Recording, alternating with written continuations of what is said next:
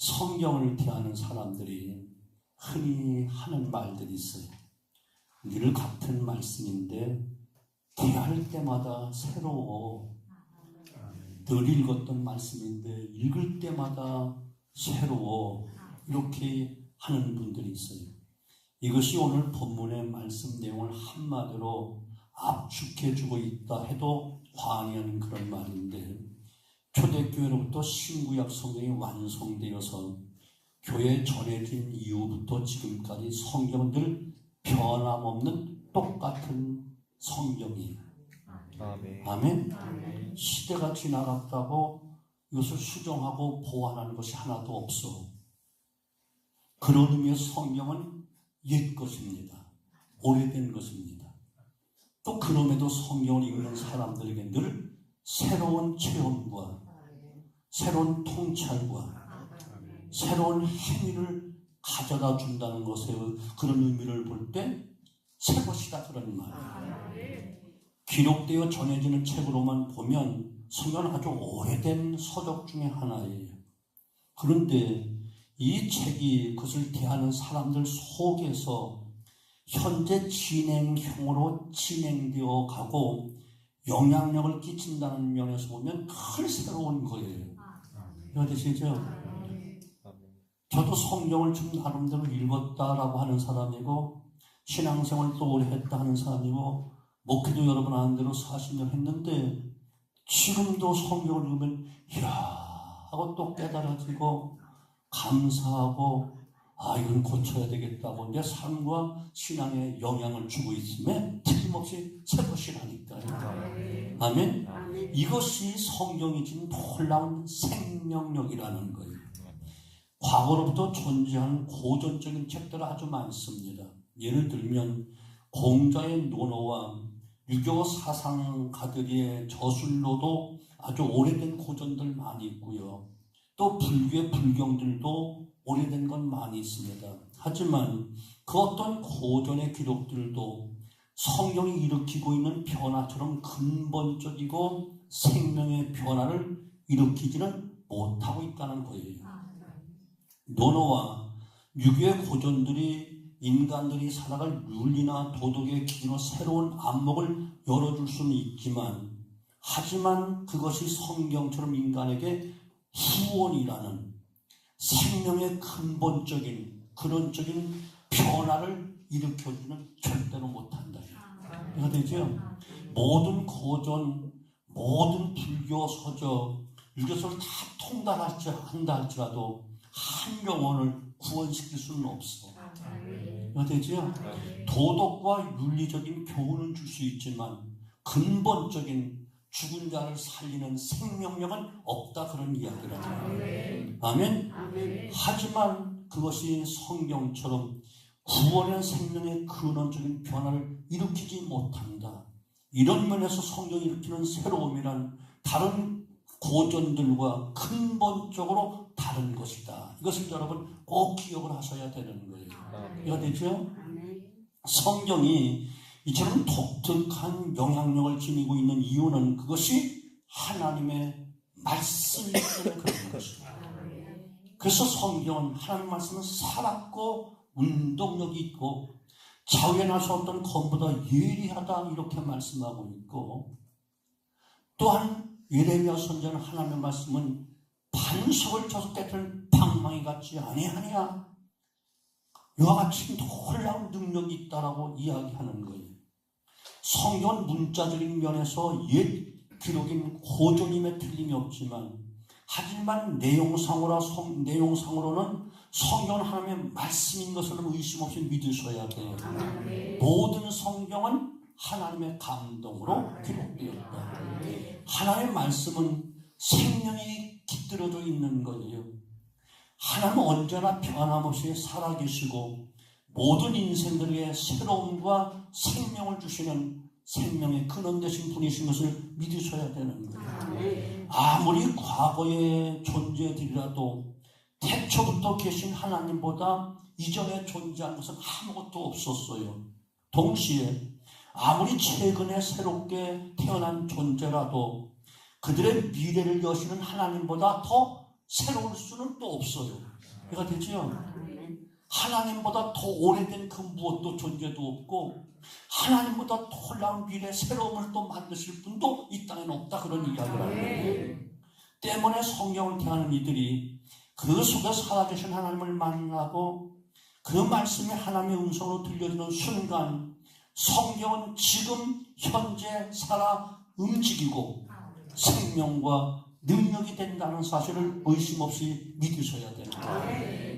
오늘 본문에서 사도 요한은 그러한 성경의 특성을 잘 이야기하는 거예요.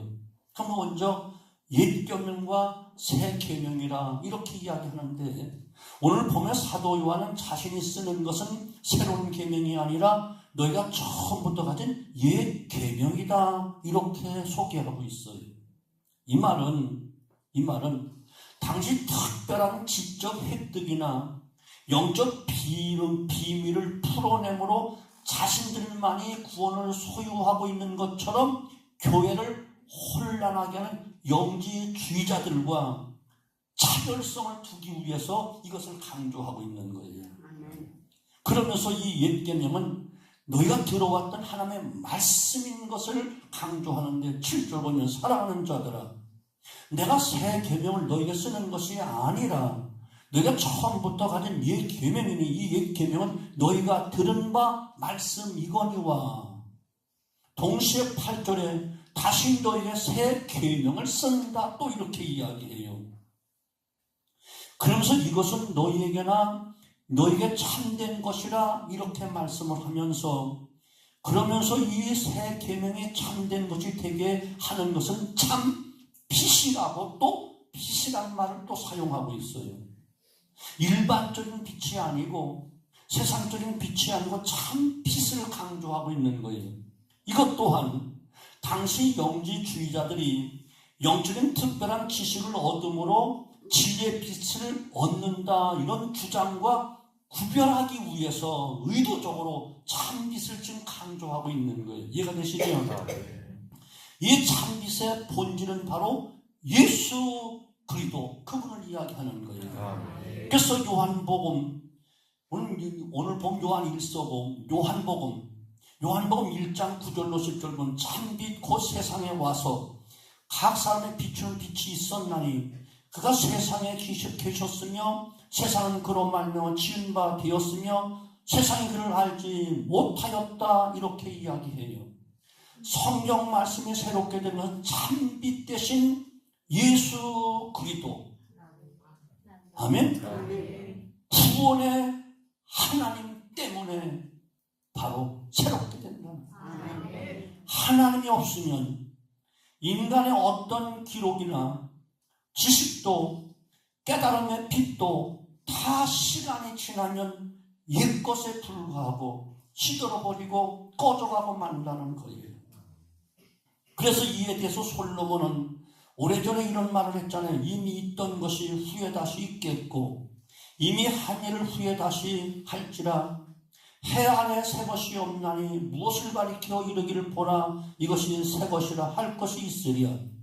우리가 있기 오래전 세대들도 이미 있었느니라. 전도서 1장 9절로 10절은 이야기하는 거예요. 옛 계명과 새 계명의 차이의 본질은 인간이 새로운 그 무엇인가를 발견하고 새로운 지식을 획득하기 때문에 생겨난 것이 아니고 생겨날 것이 아니고 오직 참빛 대신 예수 그분으로 말미암아 새로워진다.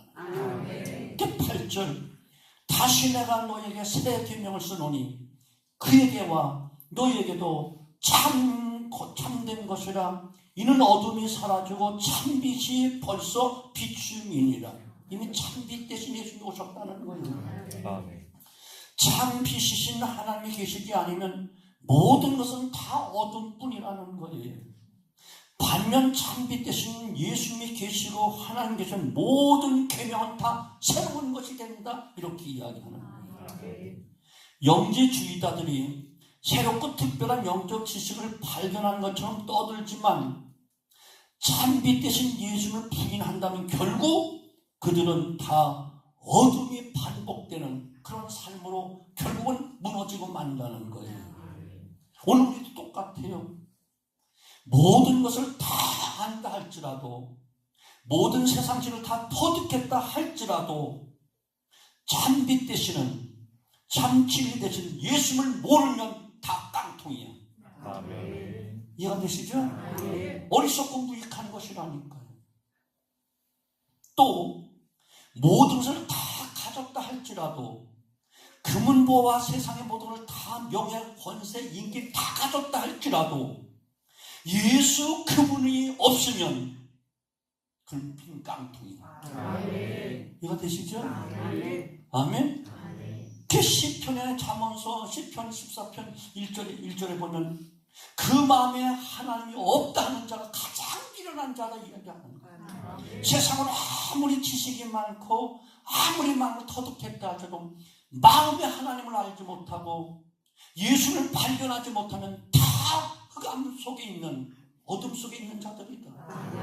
세상 것을 다 가졌다 할지라도 참 빛 되시고 참 보배 되신 그 주님을 모시지 아니하면은 거지다. 한마디로 영적 거지다. 아멘. 여러분 예수님 계신가요? 여러분 부자입니다. 이해가 되시죠? 예수님을 알고 계신가요? 세상 누구도 따라올 수 없는 놀라운 지혜와 지식을 가지신 분이신 것을 믿으시기 바랍니다. 아멘. 두 번째, 그러면 이제 빛 대신 예수 안에 있는 자의 특징이 있다는 거예요. 참 빛이신 예수님이 옛 계명과 새 계명을 구분하는 근거가 되는데, 즉 참빛이신 하나님을 만나고 그 빛 안에 거하는 자는 새로움을 가지고 계명을 지키게 된다는 거예요. 그러나 참 빛이 되신 하나님을 만나지 못하고 빛 안에 거하지 못한다면 아무리 새로운 계명이 주어져도 그게는 어둠의 행위를 반복할 수밖에 없다. 이해가 되시죠? 세상 정치로부터 다 반복해 돌아가는 거예요. 세상 지식으로 다 반복해 돌아가는 거예요. 그리고 빛 대신 하나님 안에서 새로움을 가지고 계명을 지키는 행위의 본질이 무엇이냐? 사랑이라는 거예요. 사랑이야말로 모든 계명의 본질이요, 빛 대신 하나님의 근원적 속성이 바로 사랑이라는 거예요. 그래서 하나님은 사랑이시라 이렇게 이야기하죠. 때문에 하나님의 창조도 사랑에서 나온 것이고, 하나님의 역사 운행도 사랑이요, 하나님이 우리를 구원하심도 사랑이요, 하나님의 영원한 영광의 본질도 사랑인 거예요. 그래서 사도 요한은 하나님 사랑이시라 한마디로 딱 이야기하는 거예요. 아멘. 때문에 빛이신 하나님을 만나고 그 빛 안에 살아가는 사람은 당연히 사랑하며 살아야 된다는 거예요. 이게 중요한 거예요. 그 요한복음 13장 34절 보면 예수님이 이렇게 말씀하여 새 계명을 너에게 주노니 서로 사랑하라. 내가 너희를 사랑한 것 같이 너희도 서로 사랑하라. 그렇게 사랑하라 이 말은 단순한 권면이 아니고 계명으로 주신 거예요. 계명을 해도 되고 안 해도 되는 것이 아니라 행해야 한다는 것을 강조하고 있는 것이에요. 계명의 대표가 무엇이, 대표적인 것이 계명이 무엇이죠? 십계명이다 그런 말이에요. 근데 이 십계명도 한마디로 말하면 사랑이라는 겁니다. 첫 계명부터 넷째 계명까지는 하나님을 이렇게 사랑하는 하나님에 대한 사랑의 계명이고, 다섯째부터 열째까지는 이웃에 대한 사랑을 이렇게 하라라고 사랑을 이야기하는 거예요. 한 번은 서기관 한 사람이 예수님께 찾아와 묻습니다. 모든 계명 중에 첫째가 무엇입니까? 마가복음 12장 28절 묻습니다. 이때 예수 말씀하시고 예수께 대답하여 이르시되 첫째는 이것이니 이스라엘아 들으라. 주 곧 우리 하나님은 유일한 주시라. 내 마음을 다하고 목숨을 다하고 뜻을 다하고 힘을 다하여 주 너희 하나님을 사랑하라 하시는 것이요. 둘째는 이것이니 내 이웃을 내 자신같이 사랑하라 하시는 것이라. 이보다 더 큰 계명이 없느니라. 사랑이라는 거예요. 사랑하며 사는 것은 구원받은 사람이 당연한 모습으로 나와야 된다는 거예요. 그러므로 하나님을 알고 구원받았다 하면서 이웃을 사랑하지 않는다면 이것은 다 거짓이라는 거예요. 사도 요한 본문에서 이에 대해 단호하게 이야기합니다. 9절 말씀, 빛 가운데 있다 하면서 그 형제를 미워하는 자는 지금까지 어둠에 있는 자다. 아무리 나는 밝은 빛에 있어, 나는 놀라운 지혜를 가지고 있어, 아무리 떠들어 봐도 미워하며 살아가는 사람은 아직도 어둠 가운데 있다는 거예요. 물론 우리 주님처럼 완벽한 사랑을 하지 못하지만 점점 성화돼 가야 된다니까.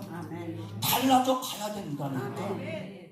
당시 영지주의자들은 자신들만의 특별한 구원의 지식을 통해 빛을 얻었다고 하면서 자신들에 속하지 않는 많은 그리스도인들을 가리켜 수준 이하야 저들은 바보 취급을 하면서 무시했다고 합니다. 이것은 빛이신 하나님 안에 거하는 사람의 모습이 결코 아니라는 거예요. 빛 대신 하나님의 속성은 바로 사랑이기 때문에 그렇다는 거예요. 때문에 하나님을 정말 만나고 그분의 생명의 빛 안에 거하는 자는 이제까지 사랑하지 못하던 형제들을 품고 사랑하는 것으로 나타나야 된다는 것입니다. 아멘. 특별히 믿음의 형제들을 사랑해야 되고 참 믿음의 가족, 믿음의 우리 가족들을 사랑해야지. 눈에 보이는 부모, 형제를 사랑하지 않으면 하나님을 사랑한다? 그건 새빨간 거짓말이다. 이렇게 말씀하시고 그것은 아직도 어둠 가운데 있기 때문에 그런 것이다. 이렇게 지적하는 거예요. 특별한 지식과 빛을 얻었다 하면서 형제를 비난하고 미워한다면 그 사람은 아직도 어둠 가운데 그냥 머물러 있으며 스스로 속고 있는 것이다. 이렇게 이야기하는 거예요. 어둠 가운데 있는 사람은 사랑하고 싶지만 사랑할 수가 애당초 없는 거예요. 어둠이란 어떤 모호성과 두려움의 특징이기 때문에 상대를 경계할 수밖에 없는 거예요. 어둠이니까. 왜 어둠은 잘 모르니까. 예를 들면 우리가 밤에 어디 가는데 상대가 명확하게 파악되지 아니하면 두려워. 저 차 옆에 있는 사람이 나를 혹시 죽이려고 하는 강도는 아닌가? 어둠 속에 있으니까 두려움이 찾아오고 경계하게 된다는 거예요. 하지만 빛 안에 환하게 빛 안에서 상대방을 명확히 알 수, 볼 수 있으면 상대를 어떻게 하지요? 수용하고 받아들이고 너였어? 친구였어? 아, 당신이었어? 딸이었구나? 아들이었구나 하면서 명확하게 알으니까. 여러분 되죠? 난 지금 여러분 앞에 좀 두려워할 이유가 없어. 내가 다 알으니까, 빛 앞에 있으니까. 근데 껌껌한데 시커먼 것만 있고 다 저기서 저기 가야 되겠지. 도망갈 그거 생각하지 않겠어요. 두려움이 찾아올 수밖에 없어요. 이래서 하나님의 빛은 죄인된 인생들을 사랑하는 사랑으로 바뀌어진다. 아무리 완악한 사람이라도 하나님을 정말 만나고 그 빛 가운데 거하면 사랑하지 않을 수가 없다. 이런 뜻이죠. 이런 책이 있어요. 미친 듯 하나님을 사랑하라. 프랜시스 첸이라는 목사님인데 미국 코너스턴 교회 목사입니다. 1994년 창립 멤버 30명으로 시작된 교회가 약 2,000명 이상 모이는 성장하는 놀라운 부흥하는 교회고 교회 헌금 절반 이상을 다 선교와 구제에 사용하는 그런 교회예요. 그는 하나님께서 한낱 우리 같은 자를 사랑하신다는 그 사실 앞에 여러분 하나님 사랑하시죠? 의심 없이 믿으시오. 아멘. 이것이 사실이죠. 아멘. 그 사실 앞에 미친 사랑으로 반응해야 된다. 이것이 당연하고 마땅한 것이다. 입술로만 고백하는 게 아니고 하나님 사랑합니다 이것이 아니고 돈 몇 푼 드리고 헌금하는 이것을 사랑한다 말하는 게 아니고 미친 듯이 사랑하는 당연하다는 거예요. 아멘.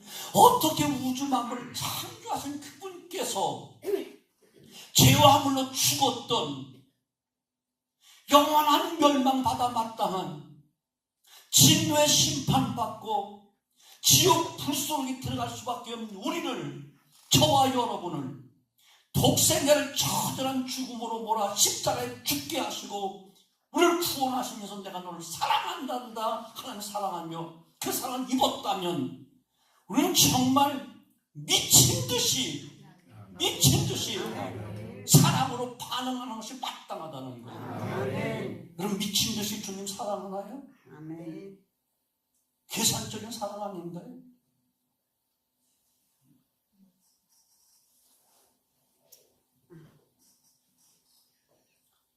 첸 목사는 빈민가에서 가난한 사람들을 섬기는 사역을 하면서 말합니다. 하나님을 사랑하면 죄를 지을 수 없다. 따라서 하나님 명령을 지키지 못할까봐 걱정할 필요도 전혀 없다. 하나님은 우리를 변화시키기를 원하시기 때문에. 아멘. 이해가 되시죠? 아멘. 완전한 변화는 안 이루어지면 조금씩 변화는 당연히 일어나야 돼. 아멘. 처음 믿을 때와 똑같이 그 자리에 그대로 머물러 있다면 죽은 거야. 살아있는 동물, 식물은 다 움직이고 자라도록 돼 있어.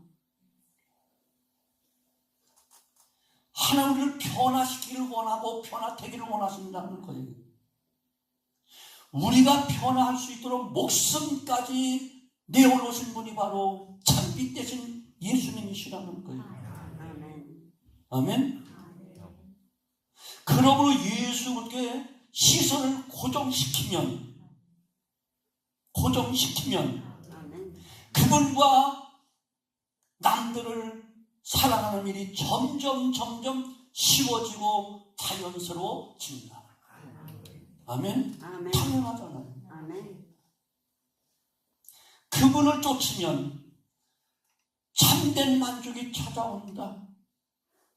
불안해하며 거짓 만족이 있는 것을 기웃거린다면 그것은 그분께 달려가는 것을 지금 멈추고 있기 때문에 그렇다. 우리는 계속하여 주님 앞에 사도 바울처럼 앞에는 표대 그분을 향하여 다른 지랑 쫓아가야 되는데 우리가 세상 것을 연원하고 세속적으로 흘러가고 세상 것을 취하려고 머뭇거리고 기웃거리면서 주님으로부터 달려가는 발걸음을 멈추었으면 당연히 우리는 만족한 삶을 살 수가 없고 진짜 사랑을 할 수가 없고 어둠에 묶여 살아가고 있다는 거예요.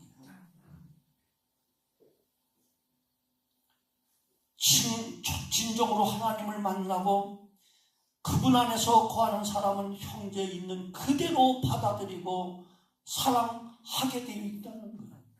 본문 10절 보면 사도한 이에 대해서 이렇게 하면 그의 형제를 사랑하는 자는 빛 가운데 거하여 자기 속에 꺼리낌이 없으니 구원받은 사람들이 하나님의 계명의 본질인 사랑을 실현할 수 있는 것은 빛 대신 하나님의 생명으로 자신 안에 어둠이 다 사라졌기 때문에 당연하다는 거예요.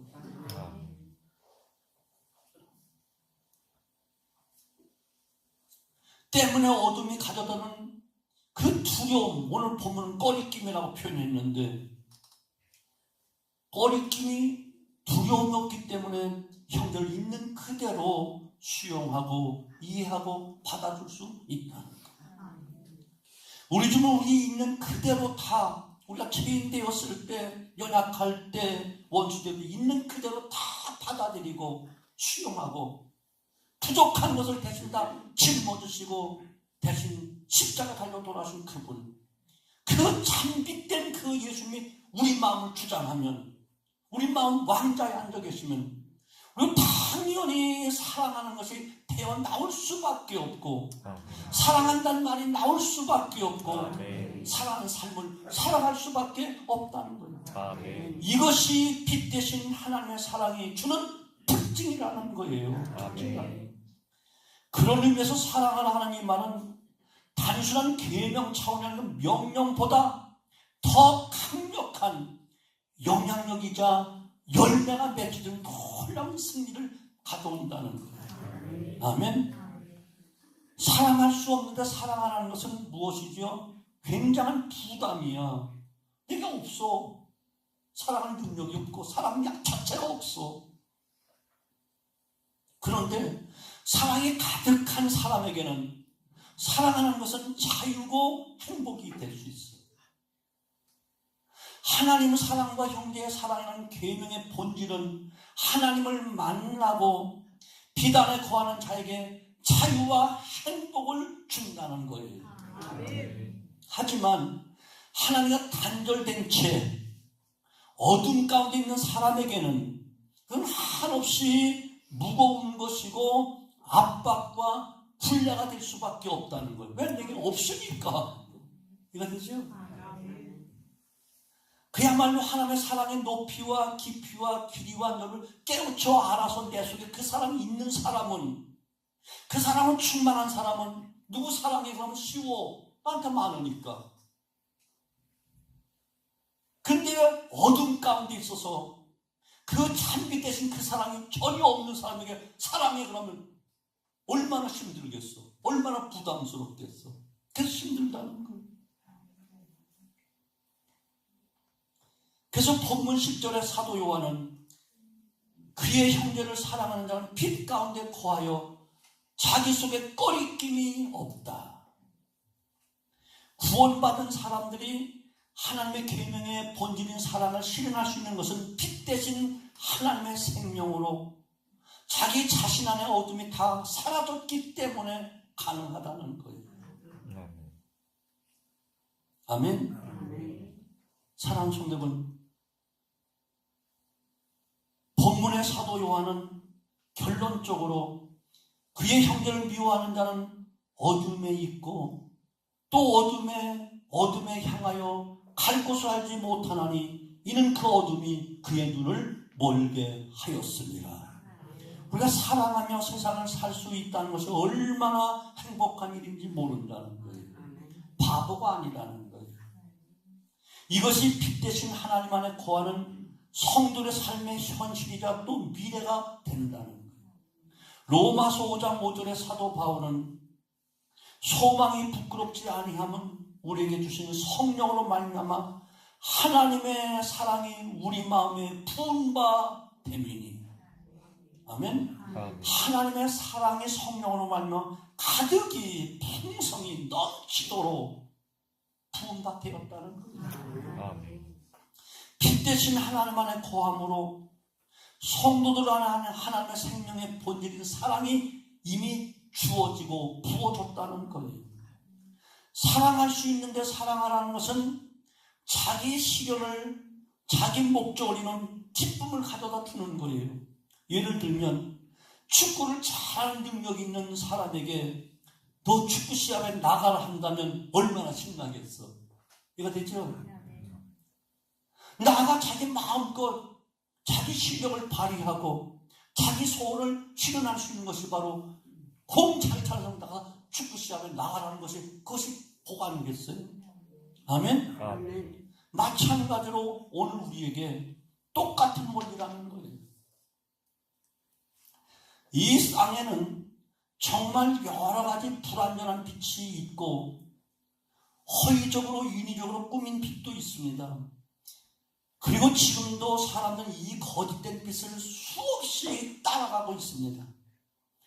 주님은 이런 세상 속에 어두운 밤을 헤치고 새벽 동력이 트는 것처럼 의와 진리의 태양으로 이 땅에 오신 분이 바로 참빛 대신 예수님이라는 거예요. 아멘. 아멘.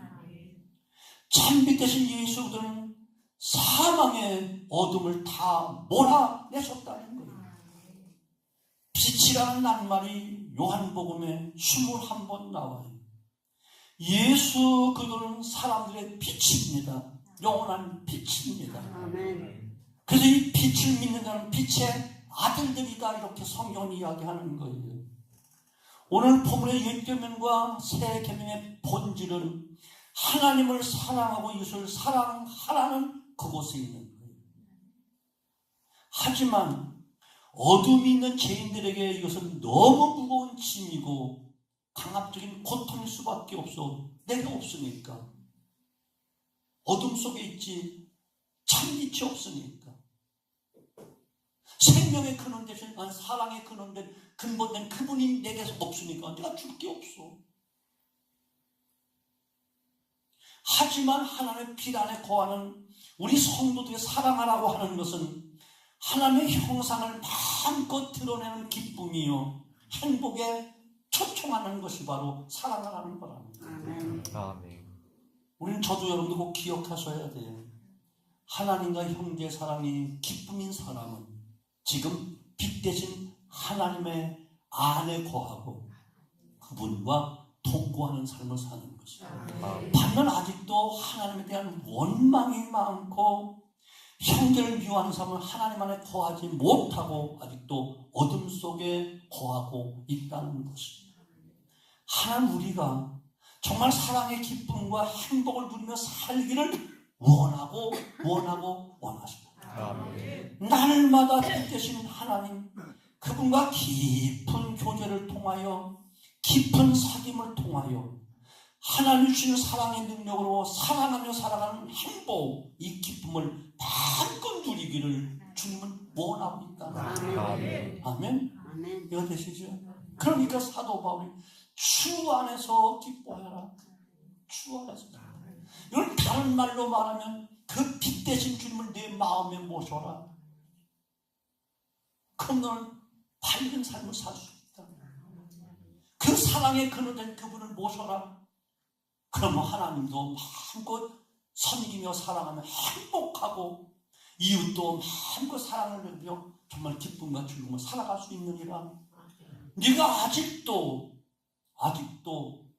아니면 가던 길을 멈춰 서서 미친 듯이 주님을 향해 사랑한다 고백하지 못한다면 네 가던 발걸음 멈추고 있다. 빨리 뛰어가라. 권면하고 있는 사도 바울에서 앞에는 푯대를 향하여 나는 쫓아가리라.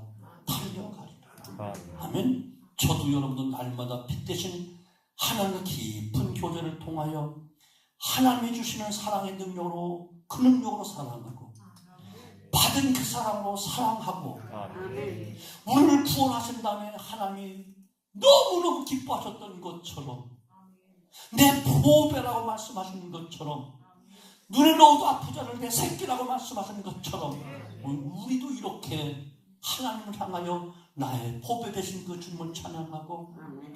그 사랑과 그 놀라운 은혜를 구원받은 옆에 있는 형제를 보면서 너무너무 사랑스러워 사랑한다 고백하는 행복한 승리의 삶을 되기를 성경은 원하고 있고 기록하고 있고 오늘 이 시간도 우리에게 이것을 말씀하고 있는 줄로 믿습니다. 아멘. 서로 사랑하라. 아멘. 서로 사랑하라. 아멘. 한 가지만 더 이야기할게요. 뭐 시간 많이 한 것 같습니다. 우리가 잘 알고 있는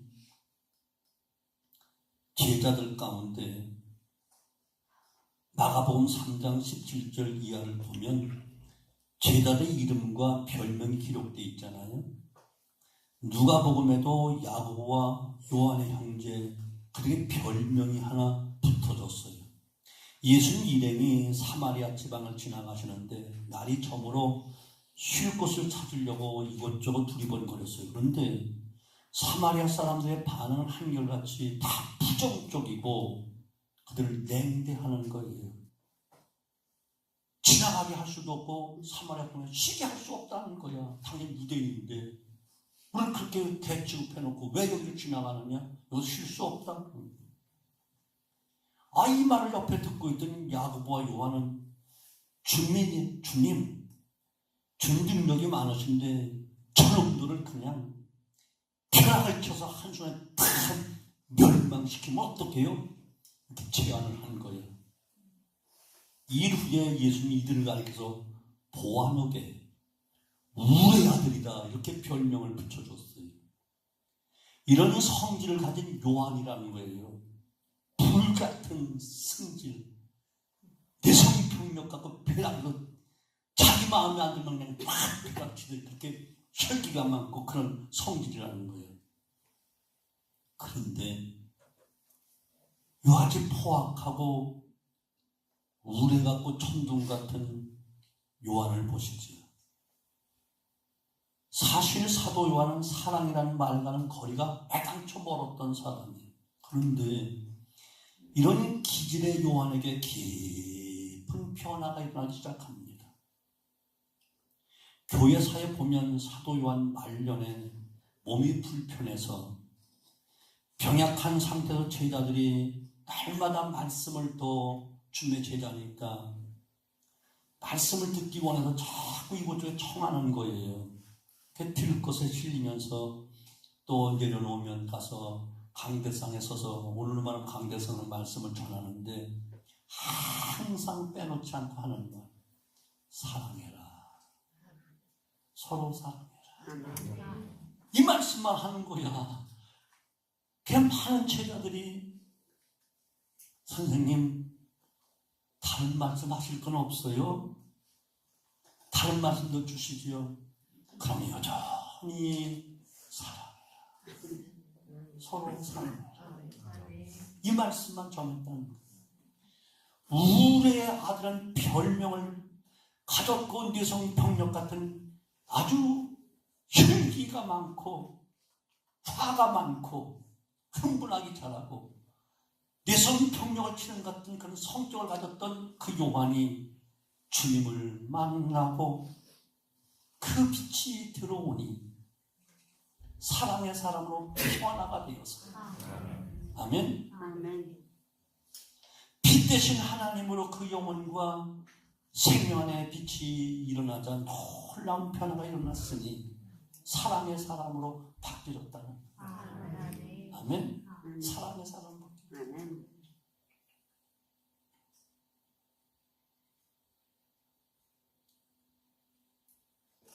예수님이 세상에 오시기 전에는 다른 빛들이 있어서 사람들이 그 빛을 따르고 그 빛을 숭배까지 했잖아요. 어떤 빛은 진리의 희미한 어떤 그런 명멸에 불과했고 어떤 빛은 진실한 것에 대한 희미한 섬광처럼 조금 반짝하다가 맞췄어요. 사람들은 그것을 따랐지만 결국 암흑 속에 다 끌려갔고 거기에 남겨지고 말았어요. 지금도 그렇잖아요. 오직 참빛은 예수 그분밖에. 그분을 소유한 자만이 다 소유한 것이고 그분을 진실로 아는 자가 모든 것을 다 아는 자예요. 그 사랑이 그 빛이 우리 속에 있어야 진정한 사랑을 할 수 있습니다. 아멘. 그러니까 사랑하게 해달라고 할 것이 없어 빛 대신 주님을 내 마음에 충만하게 모시면 제 목사님은 미친 듯이 주님을 사랑하면 주님은 우리를 사랑하면 미쳤지. 어떻게 자기 생명을 십자가에 못 박아? 죽기까지 어떻게 자기를 죽이면서 우리를 사랑해? 우리 의인도 아닌데 자격이 있는 것도 아닌데 그야말로 또라이거나 미친 사람이지. 그 미친 듯이 사랑하는 그 사랑을 우리가 받았다는 것도 미친 듯이 주님 사랑해야 되는 당연한 것이고 마땅한 것이잖아요. 돈으로 계산하지 말고 이것저것 따지지 말고 미친 듯이 한번 사랑해 보자고요. 아멘. 사도 바울이 미친 듯이 사랑했잖아요. 미쳤단 말 들었잖아요. 정말 정상적으로 온전히 참빛 대신 주님의 그 사랑에 머무는 자는 미친 듯이 믿는 거예요. 아멘. 미친 듯이 주님 따르는 거예요. 미쳤다 소리 들어야만 바른 신앙 갖는 거예요. 아멘. 다 성경 속에 놀라운 사람 다 미쳤지. 아브라함 갈대우를 떠나는 거 미쳤지. 안 미치면 어떻게 떠날 수 있겠어요? 사도 바울 그와 같은 좋은 가문에서 그만큼 많이 배우고 그만큼 장래가 충만한 사람이 다 분도처럼 여기며 그 주님을 따라 미쳤지. 오늘도 미치자고요. 왜? 우리 속에 참빛이 있다면. 아멘. 우리 모두 참빛 대신 그 주님에 미치면 정말 행복해져요. 아멘. 정말 기뻐져요. 주님은 이렇게 되기를 원하고 계십니다. 그러나 우리를 완전히 또라이 인생으로 만드는 것이 아니고 제정신 차리고 참된 생명원들 영원한 기업을 상속받을 영원한 영생을 함께 누릴 아름다운 기업으로 삼기 원해서 이렇게 우리를 미친 듯이 주님을 사랑하라 혼면하고 있는 줄로 믿습니다. 우리 모두 행복한 인생 되어지기를 주님의 이름으로 축원합니다. 기도합니다.